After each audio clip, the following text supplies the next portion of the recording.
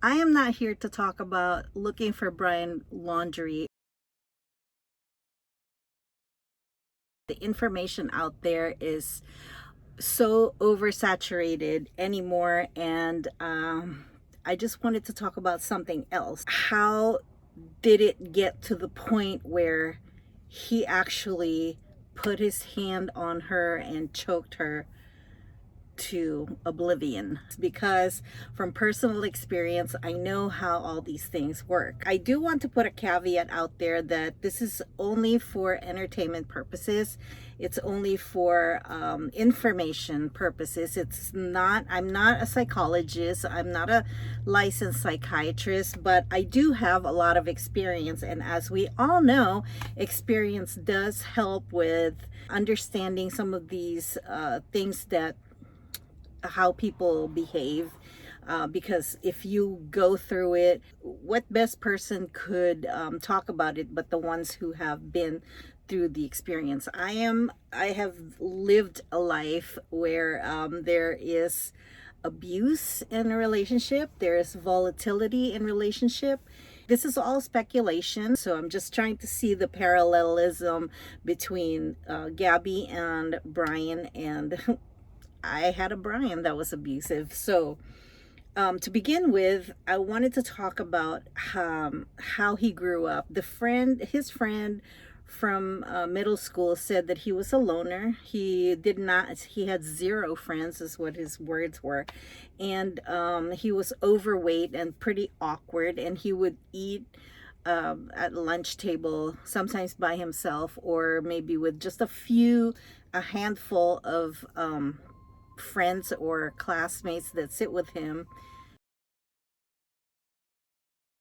So when a person goes through life in this kind of situation, there's got to be a reason why he was awkward, overweight, and did not have friends. And for that, you have to be able to look into the home life. And I don't know which one of the parents were maybe abused by the other parent, but I'm just speculating that this is probably, it seems like it's the father. And it seems like Brian has a lot of anger towards women. And he is the kind of person that would not let it go. Usually men in relationships are the ones who don't open up, and they don't really give you a ticket to inside their psyche, inside their mind, inside their brain. And because Brian is a little bit exhausting, I feel like maybe his mother was the one that was more of the aggressor in the family. The father is the one that's going out there and searching for Brian, not the mother. The mother seems to be the one who is catering or spoiling the child. Even the sister, Cassie, is overweight. So apparently, Brian being overweight, he overcame that, lost all the weight because he's totally skinny. I mean, I would never have pegged him as a younger, overweight child, because he's really skinny right now. And it could be the reason, even if you're overweight and you lose all the weight after you've been overweight, the stigma in your head, if it's not addressed, it will pop up.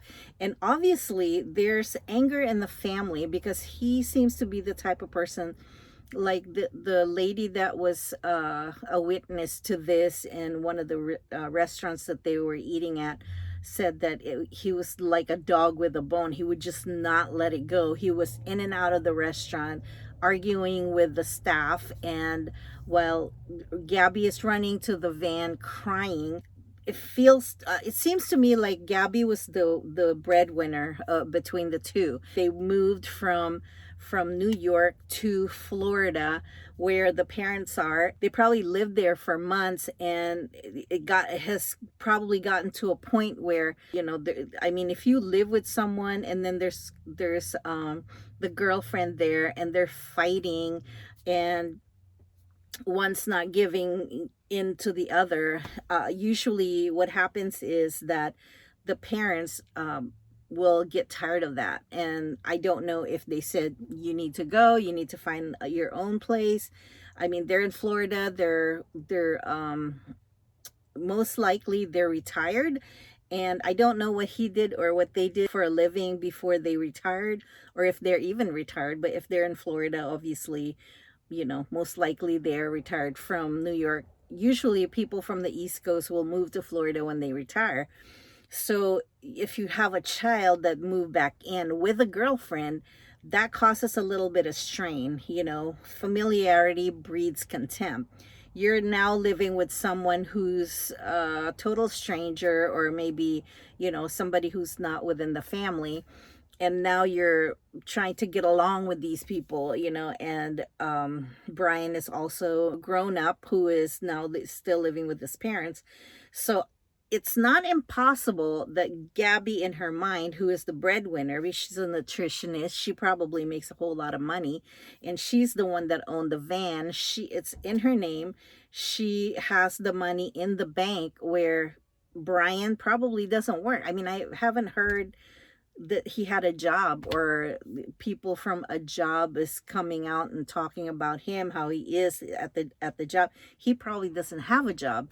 So Gabby is most likely the person who is making the money. She was the one who started the fund for them to go out. Van life is very attractive to people who want to, like, younger people. I mean, I've watched an enormous amount of hours with van life before I got my van.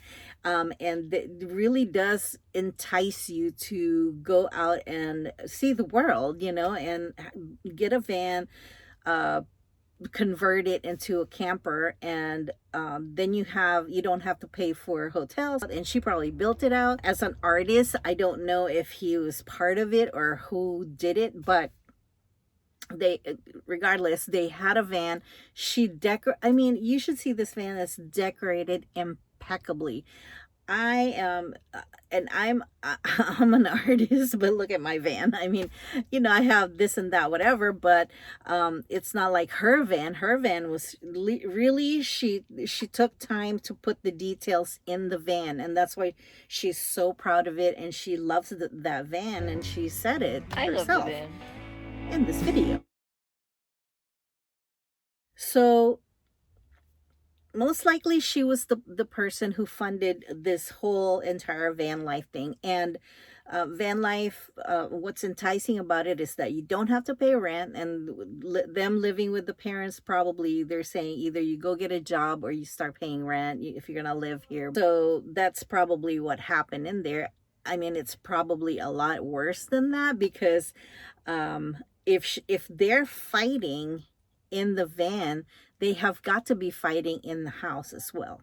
They buy a van. The attractive part of it is that he's so outdoorsy. He's probably itching to go out and going to different national forests, and he's such an outdoorsy type, but she's not. Gabby Petito never goes outside. So most likely there was a compromise. I will buy the van. This is going to be my baby. I will decorate it the way I want it. We're going to have to make some money. We're going to have to make some kind of a living. And there is potential in being a creator on YouTube to make money. There are people out there. However, the thing about it is that if you're going to live in a very small, confined space with someone without all the luxury of a shower, a toilet, a kitchen, all this stuff, you're gonna have to like this person. I mean, if you're confined, she said herself that she's not outdoorsy. She's like Gabby Petito, never goes outside. And so the fact that she has to live in this, she has to get it clean. And we as van lifers, we know that in a confined space like this, if you look around my house right here, it is so messy. I mean, There's just so many places you can put things, and if especially when there's that's one person, like this is all my stuff. My husband does not have anything in this van that's his, because it's my van. You know, it's just like Gabby, it's her van, and it is all my things that I need, and it's probably hers, everything that she needs, and he's probably just has a backpack with whatever in the van. So it's not impossible for them to really fight, you know, if there's very limited space, and then he's coming in there with dirty feet, and she self-diagnosed OCD, and so she's probably, you know, cleaning up all the time, you know, trying to get, I mean, if you look at the van, I mean, it's pristine. Like, she probably wanted it pristine. So the compromise was probably, let's go out there, you be your outdoorsy self, but we have to make a video, make a vlog about our trip, about our the places that we go see and stuff. And she is doing everything that van lifer would be doing to show how happy they are. But if you really observe these people in their first video, which is 8 minutes, she doesn't really talk that much. She doesn't say, oh, okay, we're here at the National Teton National Park, and you know, this is all of the things, it's so beautiful. They just say general things like, yeah, we, you know, we we were lucky enough to get this spot, blah blah blah.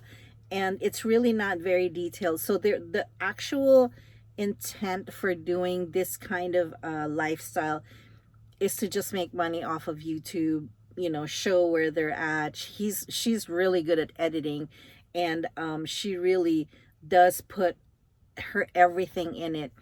And for that, you have to understand, if you are going to be a partner in this, you have to understand how it works, because otherwise you would not invest in the time for it. Like, you're not getting enough data out there to be able to download or to upload videos so fast that you have to go somewhere. You have to go to a civilization to be able to get a faster internet speed. So when they're out there and they're doing this, it's like she's probably like so worried about trying to get content out there so they can hurry up and get lots of views and lots of money, and so they can keep going with their travels.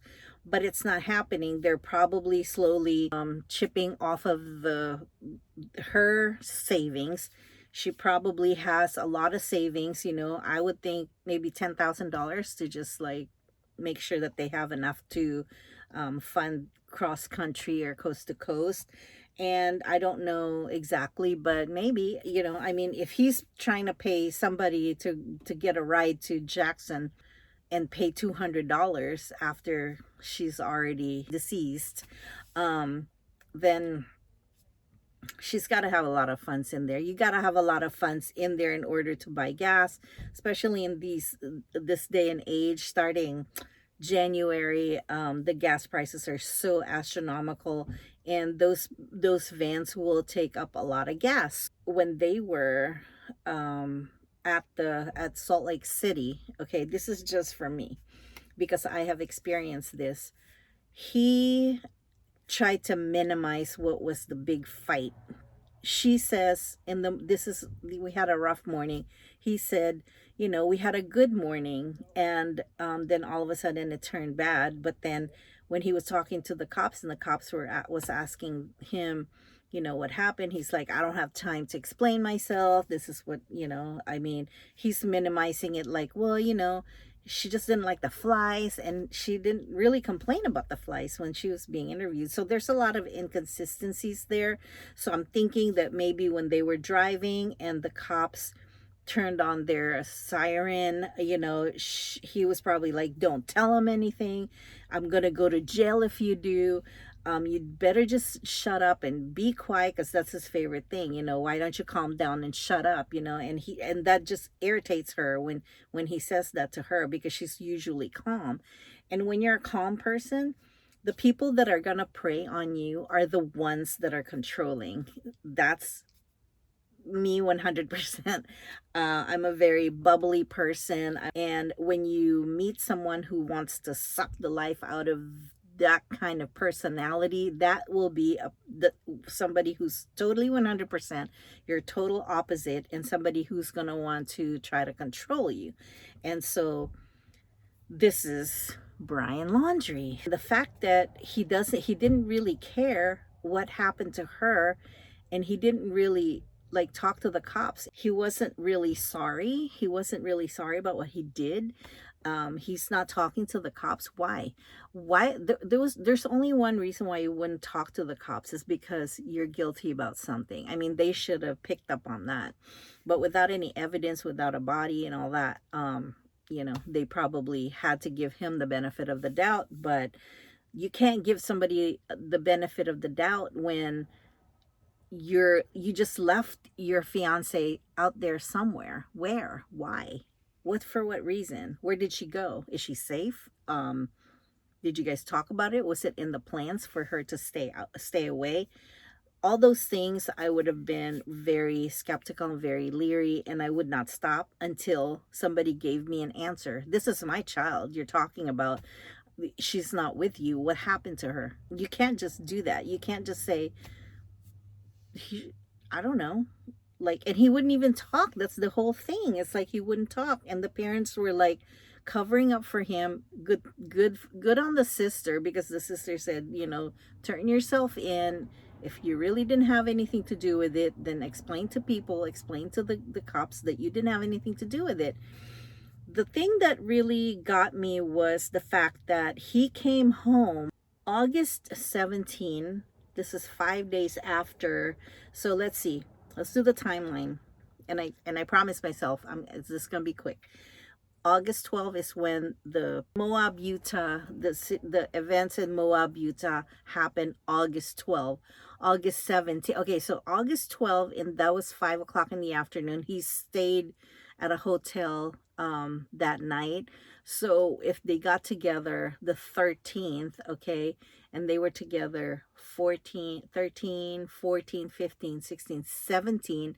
So that's 3 days pretty much, 3 full days pretty much, where the next day he went back to Florida. For what? Okay, first of all, you're on a limited budget, okay? You don't just spend money to close out a storage unit. You don't spend money to fly somewhere just to close out a storage unit. You don't fly out somewhere just to get a couple things. You don't do that. Something happened in between. Either she decided, okay, this is my van. I think I can do this on my own, because she had a taste of being by herself for one day. I don't know exactly when they got back together to or if they did, from August 12th through the 17th. It could be that he just stayed at the hotel or the motel or whatever.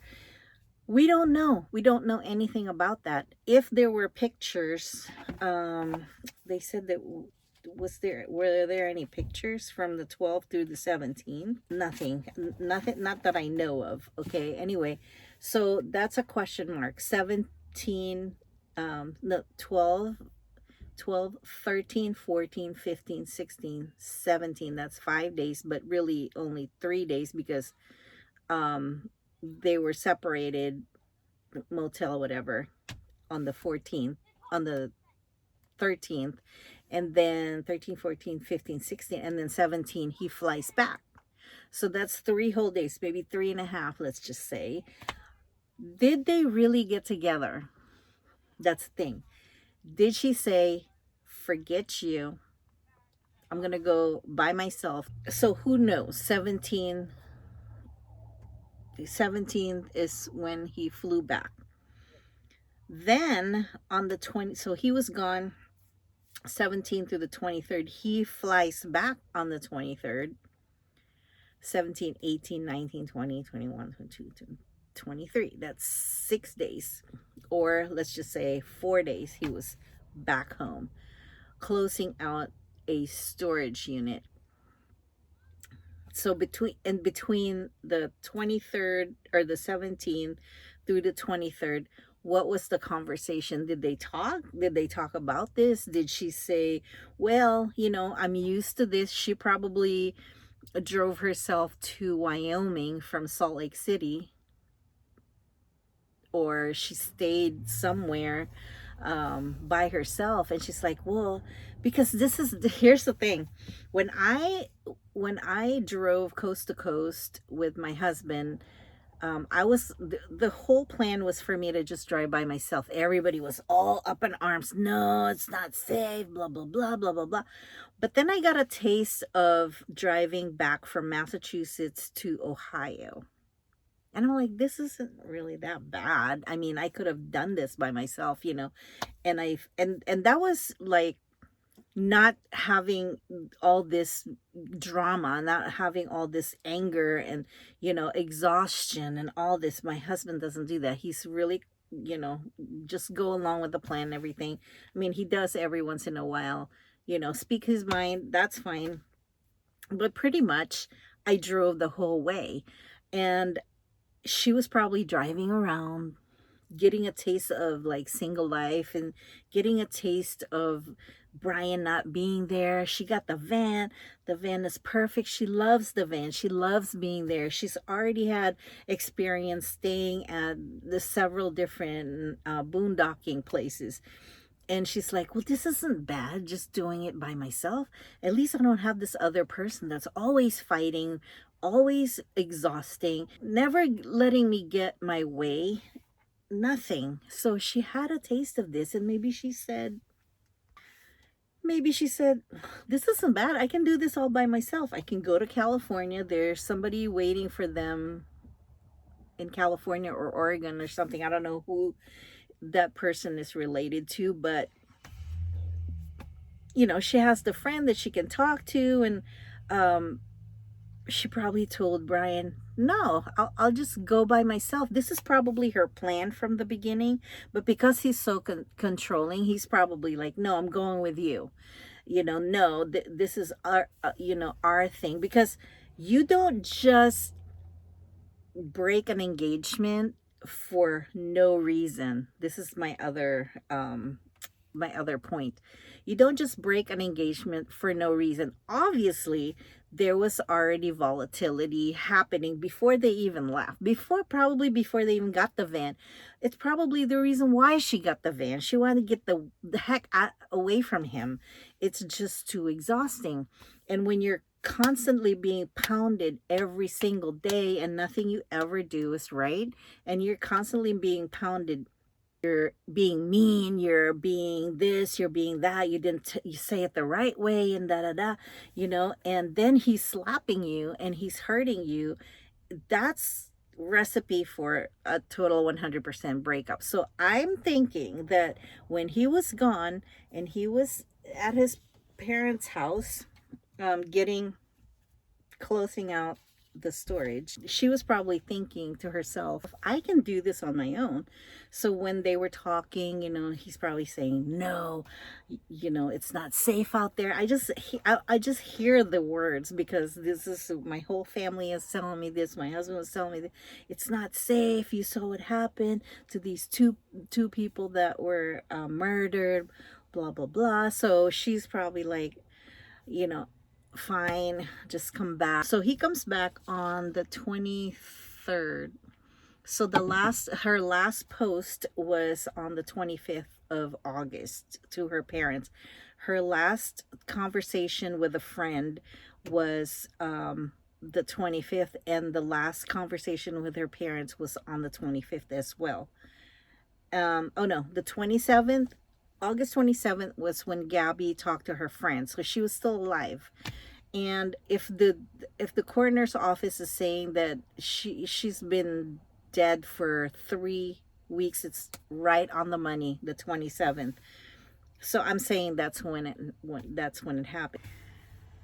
So he came back, probably got along for a couple of days, started fighting again. She's probably be like, because if that was me, I would be like, okay, I've already had a taste of being single.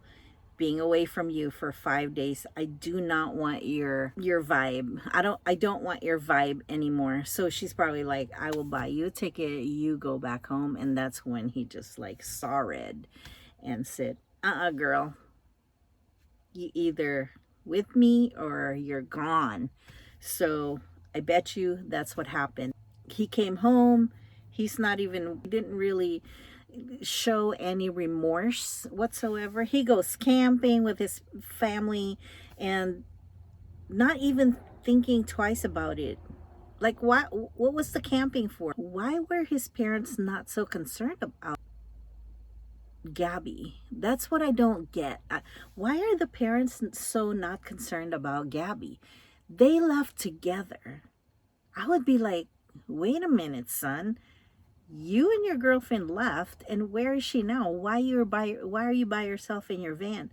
And then to be able to go and keep this ruse going and saying, don't talk to the police. You cannot, let's hire a lawyer. Why are you going to hire a lawyer? Because you know that he did something wrong, that you know that and obviously, if you think about it, it takes at least 5 minutes. Okay, so that's really very concerning, how you can possibly say that you love someone enough to hold them down there, manually strangulate this girl, like your own hands. You gotta have no love for this girl, nothing. You have no love, no remorse, and you're very selfish in everything, like selfishness in everything. I don't know if he was entitled. I don't know if he was a spoiled brat. But if you grew up in a situation where there's a constant fighting, there's constant manipulation, there's constant control, not just for the spouse but also for the children, and you're constantly hearing nagging, that's when because if he did not have any friends, he's not an outgoing person. He likes the outdoors because you're by yourself, nobody's there to listen to. He's probably like, when they're fighting, it's not just her that's being exhausted, it's also him, but he's causing the exhaustion towards her, and she's just responding because she's probably the type of person that's a personality. Don't let a man like tell you what to do. Like, that's probably how she grew up. It's just a 100% volatile relationship to begin with, and that's the reason why they broke the engagement. If you're gonna break an engagement because someone, you can't live with someone anymore, and you go out and have a van life with this person, I think it was motivated by the fact that there are so many other lifers out there that's making everything look like it's perfect, it's rosy, it's always, ice cream and lollipops and flowers and butterflies. But in reality, there's problems with the heat. Here we go. The heat, okay? The heat also contributed to everything. The reason why they were fighting is because they're trying to find water. He does not want to drink from a plastic bottle for whatever reason. I mean, I wouldn't either if it was exposed in heat, like inside the van. He was complaining. He was saying that she was complaining about the flies. I never heard her say anything about the flies. I heard her talking about, like, she's very thirsty, asked the cop for water. They offered it to him and he didn't want it because he said, I don't drink from plastic bottles. So where do you drink from? Where do you think this water's coming from? When you push the button and there's this big machine that brings water out, is that where you get your water? Because you don't know where that water came from. Obviously, those Alhambra water bottles, the big ones that you put in the dispenser, when you're driving around and you see the trucks, they're all exposed, and how do you know that it's BPA or whatever? You don't know. It's water is water. If you don't want to drink water from a plastic bottle, then you got to go get some water from a bottle, a glass bottle.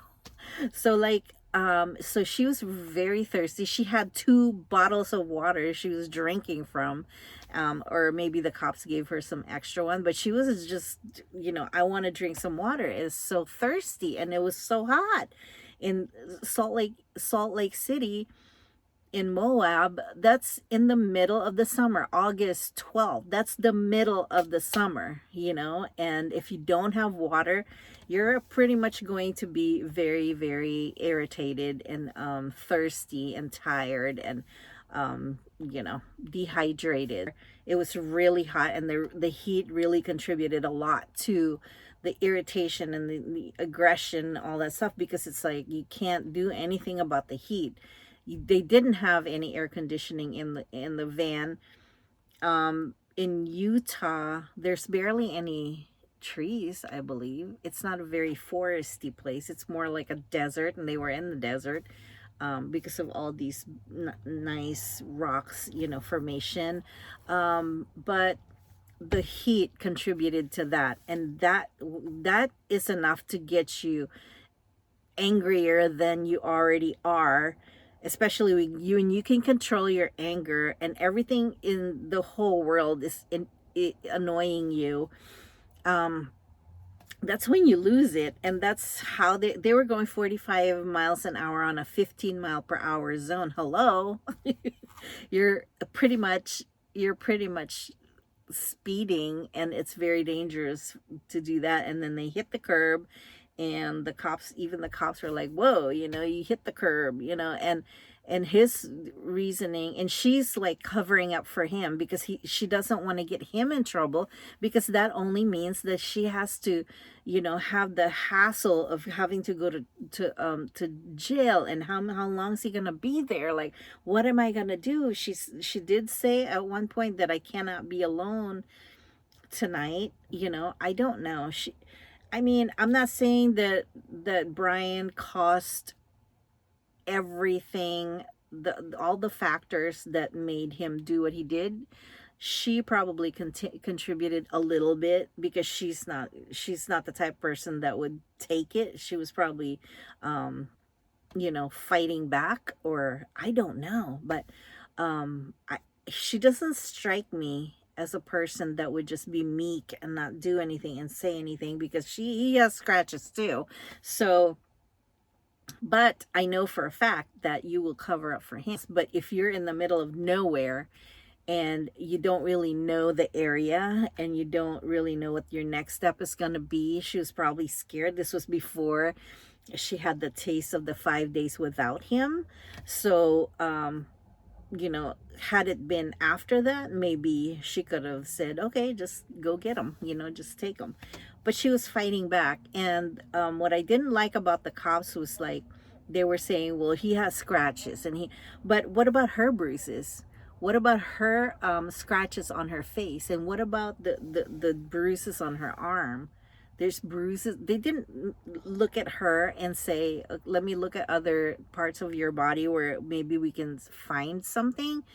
And I think that has a little bit something to do with where they were at, and you put two and two together. The one cop was very, very concerned about her too, when he was saying, let me see, it's okay to say something, it's okay if he did something, say something. But also, what got my attention was the girl and the husband who saw them at the restaurant, who said that he was just so angry and wouldn't let it go.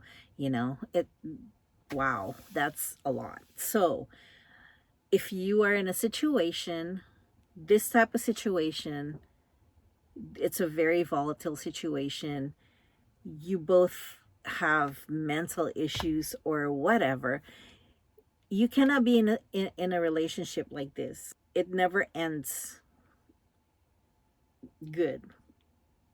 But the only way to get a relationship in tip-top shape is to have God in between. Because if God is in between you, and you both are, God-fearing people, then exhausting each other will never happen like this. If one person is a prayerful person and the other one is not, then that the one who's not will get some, see something about the one who is, and say, what does she have that I don't have? Maybe I should be more like her, or maybe him, or God needs to be in the middle. Because if God is in the middle, there's always going to be peace. There's always going to be harmony.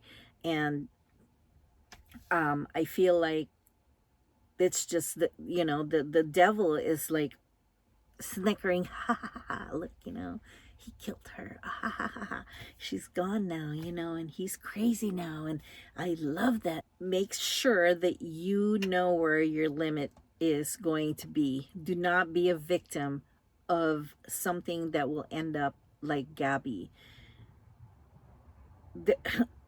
It's just, to me, the farther away from God that we are, the worse it is. Because once you have God in between you, the Holy Spirit is there. Okay, so the Holy Spirit is your conscience that says, that's not right, what you're doing isn't right, how you're treating this person isn't right, you have to apologize. The Holy Spirit will convict you in your heart, so you don't have chaos in the relationship, so you can have peace and love and harmony. Because 23 and 22, that's not old enough to say let's get married. You're too young, and it was a good thing that you broke the engagement, but you should have broken the whole relationship and just grew up, and then maybe come back later, maybe get right with God, get right with yourself first before you get back together. It's never good to have a volatile relationship and just keep going and think that everything is going to be fine. Yeah, maybe the sex is good, maybe sex is what like just keeps them together, but I don't even know that. I mean, I don't even see that this is them, I just don't see it in them. I just don't. I think that they're just feeding off of each other, um, feeding off of each other's negativity, and feeding off of each other's anger. And they could both be angry, but who knows? I mean, I know that one person isn't here anymore. It's a very sad situation. I wouldn't wish it on my enemy. I wouldn't wish it on anyone, especially her parents. Again, if God is in the middle, like, make sure that God is in the middle of the relationship. If both of you pray every night together, when you're living in a van, it's not going to be a big deal, because you love each other. You have to like each other, not just love each other. You have to really like that other person in order to make it work. It just makes me really cringe. It makes me feel so bad for her parents, especially her parents. I would be like shaking them, like, Tommy, where is she at? I would not just let them sleep. I would just keep calling them and saying, give me something, give me information. When I heard about this case, I knew. After I saw that video, the body cam video in Moab, Utah, I knew. And whoever put it, I forgot who put it out, but I made a comment and I said, he did it. I know he did it. And they were coming at me like, how do you know? He was the one with the scratches and da da da da da. And I'm thinking to myself, no, he did it. Yeah, so what? He has scratches. So what? He doesn't have stab wounds. I mean, he has scratches. Of course, if somebody's trying to defend themselves, girls have nails. And do guys have nails? Not all the time. And they slapping her, she had redness on her cheeks. She had like nail marks on her neck, and then she had bruises like on her arm. What is that?